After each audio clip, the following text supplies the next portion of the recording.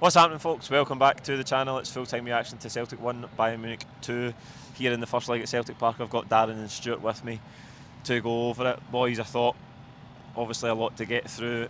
Really difficult game up against a team of that level, Stuart, and we thought we had the perfect start.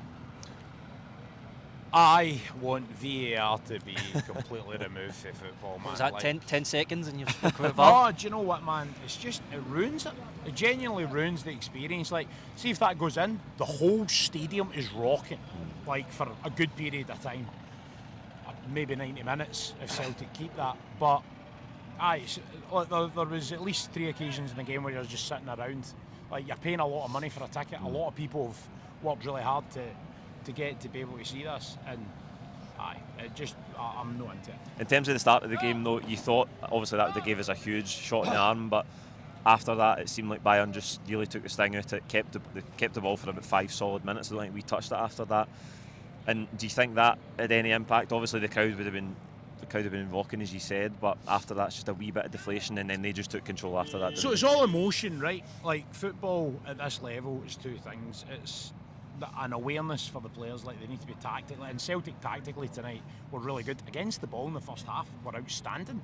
The shape was superb. Disciplined. Very disciplined. Everyone knew, they stuck to the game plan. It was excellent. But yeah, I think you're absolutely right. I think if Celtic score in that moment, then the energy in the stadium, the emotion in the stadium, the emotion in the players is totally different. Bayern took the break that they got with that. I've not seen it back. I assume it's the right decision. But Bayern took that break, and then they did the sensible thing. It's like quieting the crowd, and normally that is get an early goal to deflate the crowd, but they didn't need to do that because VAR chopped off the Celtic goal, and the emotion is similar. I think maybe not for the players, but definitely for the fans, and the fans play such an important part in these evenings. I thought the fact the crowd stuck with us tonight. I thought we did. Very much. There was a couple of times a couple of players got it a wee bit tight, and some of the people that get normally kind of lambasted a wee bit. I thought Engels in particular, of those kind of people, I thought he was superb tonight. Did you? Aye. Did you know? No. How? On the ball, really poor. I think his awareness at times, the way to be. You talk about, we'll come to Yang coming on and playing spaces well. I thought Engels at times was like lost. He was too far away. When Johnson's looking for a pass in the right back area, he was too far away. There was a couple of times where he almost got on the ball, but he was either too worried about trying to like body the man off and then losing his position in relation to the ball. I thought he was poor. He had a couple of good tackles early in the game, and I thought this is good disciplined defensive work, but I thought he struggled, mate. Fair enough. I thought like, obviously some of the things you're saying, young player at the level, but I thought he showed a willingness to get on the ball, and I thought particularly there was one ball in particular that really impressed me. It was just a cute wee ball around the corner. I think he's brilliant at them. Every Celtic player was looking for like a very obvious pass to a man, and I mean, I get that because you've got to keep the ball at this level, and we did that. That was another thing we did well tonight. But I thought Engels was the one that was trying to be a bit of an instigator, and I think he deserves credit for that. Darren, we'll bring you in, mate. Sorry. I thought you forgot I was here. Sorry, I thought Bayern, obviously, they just took the sting right out of the game. They sucked the life out of us really in that first half. I think when you look at teams at this level, we've just talked about it before we come on there, the thing that really stands out to you is every time they're on the ball, they've got 3 and 4 options. They're so calm and composed. Every time we get on the ball, there's barely one option for a Celtic player, and whether Bayern were on the ball or off it, they dictated that first half. Look, firstly, I want to say that I'm proud of the team tonight.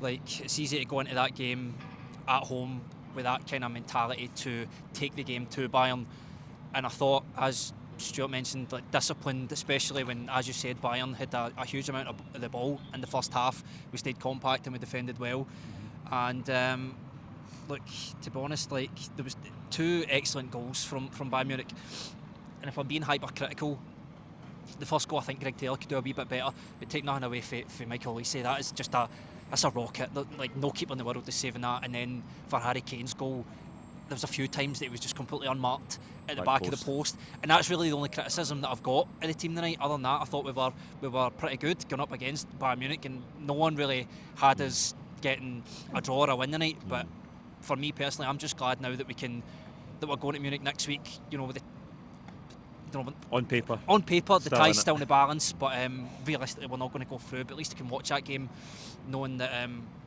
we get some sort of hope and respect for this fixture anyway, because Bayern on their day can put 6 or 7 past teams. So overall, I'm happy, and the mentality as well, just not to give up, because at 2-0, you're thinking like at home. The game could be over, and then you're going there. It could be a tank in there as well, but it showed good grit and determination. I thought the subs helped. Massive difference putting Maeda in the middle, because I thought he was having no joy at wing. The right back, Conrad Leimer, I thought he was brilliant. I'm surprised at how quick he was. Maeda just Really couldn't catch him. And then Maeda putting him in the middle, especially for the minutes he's played. I think he played 90 minutes against Wraith, and he played 90 minutes the week before, but you know, we know what he's like. He's subhuman. He has got 3 lungs, and I thought Yang coming on made a difference, and we were all kind of, sighing like, really, Yang, and I kind of noticed like Kuhn's head did drop like that last 10-15 minutes, so it was the right choice to make. So, and I'll disagree with you. I thought Engels had a pretty good game. I don't think he was spectacular, but I thought he'd done well. Hatate was quite good as well. I didn't see too much from McGregor the night. Obviously, I think a lot of times when we had the ball, especially when it was at 0-0, because I think we were trying to keep it as 0-0 as long as possible. We were passing the ball a lot at the back. It was like just safe possession. You felt like no matter what area of the park we had the ball, where it would be up in the opposition corner flag, 3 or 4 passes later it was going to go back to Kasper Schmeichel. And I think the 2 goals kind of changed that. Obviously we knew that we had to have some sort of a goal, and we did, and we got a goal back, so it's always a wee bit of pride, and then we can look forward to, I'm choosing those words carefully, forward to the game next week. Yeah, I thought Maeda almost got a second wind when he moved in the centre forward position. Stuart, we'll come back to that in a minute. I think in the first half, as it wore on, I think we actually, 35 minutes onwards, we started to finally get a wee bit of joy in the Bayern half. We had a wee spell of possession, and you thought, right, can we get out and get a bit of respite? Can we be on the ball now and have a wee bit of territory, which we really struggled for most of that first half? But it's a real sucker punch to goal, because we're seconds away from getting in at half time 0-0, and technically the game plan would have worked to perfection if we go in half time at 0-0. 100%. Celtic were excellent in the first half, particularly against the ball. Now, we could have maybe done with a wee bit more creativity from the forward players, but it's really hard at this level to just engineer something in a moment. I would say out of all the wingers we've got, Jota's the one that when he's like fully kind of sharp and fit could do that. But I think Celtic in the first half were very, very good, and it was just the most kind of Celtic feeling thing to go in and for the last kick of the ball, literally in the first half. And as you say, what kick of the ball, Darren? But Celtic did I think with the resources that we've got, I think that is probably about as good a performance as we could hope for. And I would echo what you said, mate. I'm proud of them tonight. I don't have any complaints about the application, the desire, or the game plan, or any of it from Celtic. It's all good. There's certainly no disgrace in losing 2-1 to Bayern Munich, that's for sure. My one other criticism in the midfield players, we were disciplined, and really it wasn't like Bayern had clear-cut chance after clear-cut chance in that first half. I just, with the likes of Hatate and Engels against the ball, we know that they're good technical football players, but see, against the ball, I just think we need more, like in terms of Hatate, I think we need a bit more at the end of I think sometimes the pressing's like almost like a token gesture, and when he gets there's no physical contact. You never feel like he's going to nick the ball. We don't have really big, strong physical specimens in the middle of the park, and we've talked about that a lot in these games. And listen, it's not a hyper criticism, but I just think you look at the physical specimens they've got in midfield, and I'm not comparing. Obviously, we can't afford players of that calibre, but I just felt like at times when we're trying to get after the ball in midfield, we're just getting there to roughly close the space, but then there's always a pass on, and that's where when they're on top of you, they smother you and you can't get anywhere. I just think we maybe lack that physicality. Aye, well, you look at Bayern's midfield 3, well, they're 2 sitting and they're 1 attacking. If I'm right, it's Musiala as the attacking, you've got Goretzka and Kimmich as the 2 holding ones. Both, 3 of them, world-class players, and I think I noticed a lot, especially in the first half, is we're trying to play a certain way where it's almost like one touch football, which is attractive, but it almost feels like the players are too close to each other sometimes. So it's like, I'm going to give you a 1-touch pass, but I'm only 5 yards away from you. It's good if you pull it off, which if I think back to Leipzig, that's when we really saw it at its best, that kind of 1-touch football where he can play out of a press. But as the guy said in the preview show for the game, Bayern play with such a high line, like their back 4 is basically on the halfway line, and then you have the 2 holding midfielders basically playing as number 8s essentially. So when you're backed into a corner and you're still trying to play that attractive football, eventually it's going to come back to bite you, and if you lose the ball 40 yards from your own area, you're asking for trouble. Luckily none of that never really happened tonight. There was a few moments where you're thinking just try and spread the play a wee bit, use the wide areas. Even when we did try and use the wide, Greg Taylor would try and pass it to Maeda and he knocked out the park 3 or 4 times. But on the other side, I thought Johnston was brilliant, but I didn't see that link up with him and Kuhn. Most of the play felt forced through the middle, and it put a lot of work on Hatate. I thought, like I said, Hatate on the ball, Engels on the ball were really good with their passing tonight, but as you say, off the ball they just felt like they were a bit out of their depth against like world class midfielders. Aye, and there's absolutely no shame against that, as you say, up against world class midfield players. Stuart, I thought 50 odd minutes, whatever it was, early in the second half, 2-0 when Kane scores, you just maybe feared the worst, that they could go and really take the tie away from us. We've briefly mentioned it already. Ida comes off about 66 minutes, Maeda goes through the middle, later Yang replaces Kuhn, and finally we got a wee bit of joy again. Bayern have got that 2-0 lead and they maybe just came off it a wee bit, but I thought Yang really impacted the game well. Again, sometimes you're seeing him coming on, you're thinking, in fact his first touch of the game, you're like, please don't do this every time you get the ball. It's like a bomb. You just like get rid of it as soon as somebody passed it to him, but to his credit, he grew into it. I thought he was taking up good spaces, as you said, but dribbling as well, committing players. He keeps the ball alive for the Maeda goal as well. I thought he did well. Yang is a player that, I said in the last game, I think there's something in there. And sometimes in the European stage, it's different.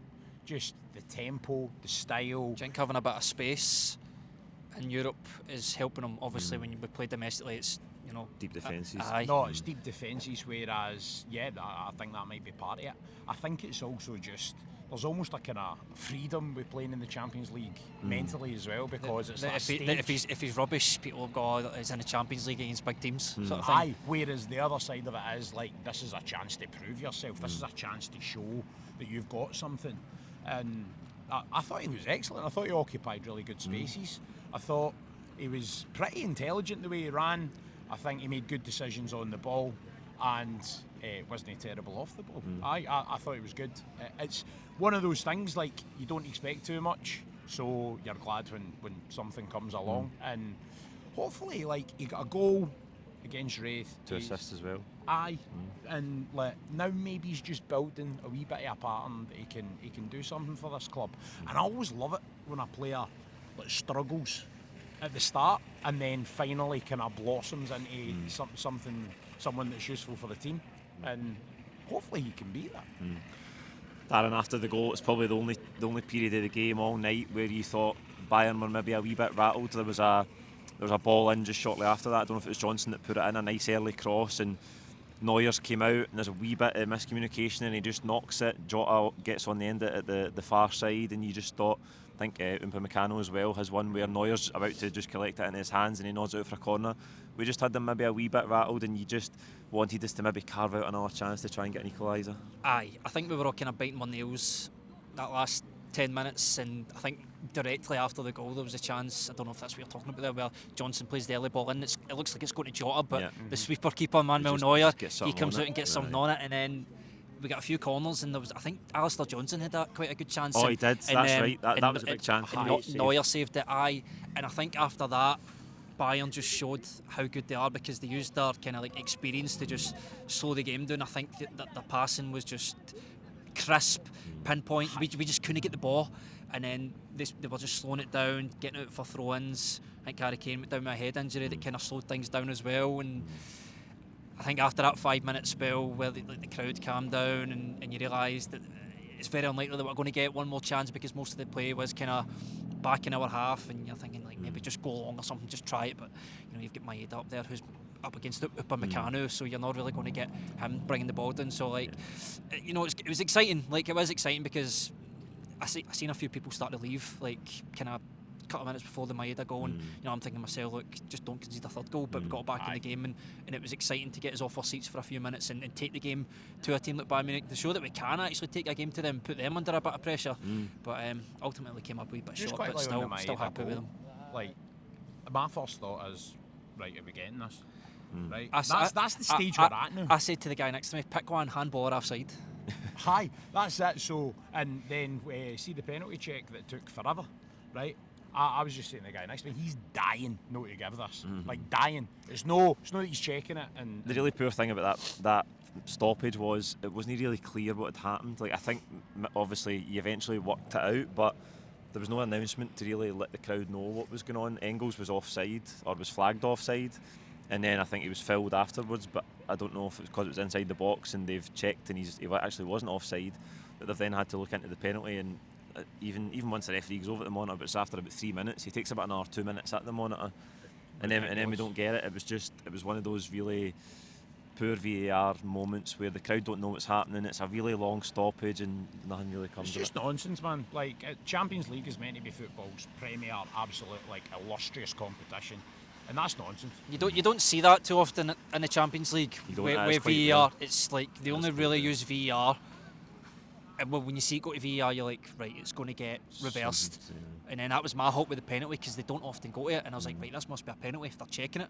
But the ref surprisingly stood by his decision. Well, I don't think he actually gave a penalty to begin with, but he never offside, gave the penalty. I've not seen it back at all yet, so I literally have no idea. I kind of turned away in a huff when I seen the flag go up, so I don't know. Aye. Stuart, on paper, as we said, on paper we're still in the tie next week. It's obviously a really, really, really tall order to go to Allianz Arena next week and try and overturn a 2-1 deficit. Don't think anybody really expects that of us, but what is the game plan similar to tonight? Try and be as disciplined as possible, offer more of a threat on the break? Absolutely, it has to be that. What I would say is I would just caution against falling too deep. As soon as you begin to defend really deeply, and we actually did that well tonight. I think we got lucky a couple of times tonight. There was a really good Harry Kane chance where he hits the side netting. The header. Getting back close to the corner, It's a balance, because if you look at the second half against Villa, when we're so open, and you look at Ollie Watkins' first goal, when he's basically got a tap in because Liam Scales is just at the edge of the box for Aston Villa. So there's a balance, like defend, but don't sit too deep and literally just basically play like a Craig Levein, like a 4-6-0 no striker. But just defend for most of the game and just try and take the chances. The way most teams do when they come here, sit back, defend, try and take their moments on the break. No, what I would say is tonight the main moments for Celtic were in transitions. Right, that's what we're going to have to rely on. But we're trying to do that against like absolute prime athletes. So it's a challenge. What I would say is I would like Celtic to find somewhere in the Geiger gauge or whatever it is that's no just one extreme or the other. So it's 7-1 in Dortmund, 0-0 Atalanta, right? Can we get something that's somewhere in between? There you go, that's it for full-time reaction tonight. Like the video, give us your thoughts on the game below. We'll see you at the weekend for the build-up to Dundee United at home. Cheers.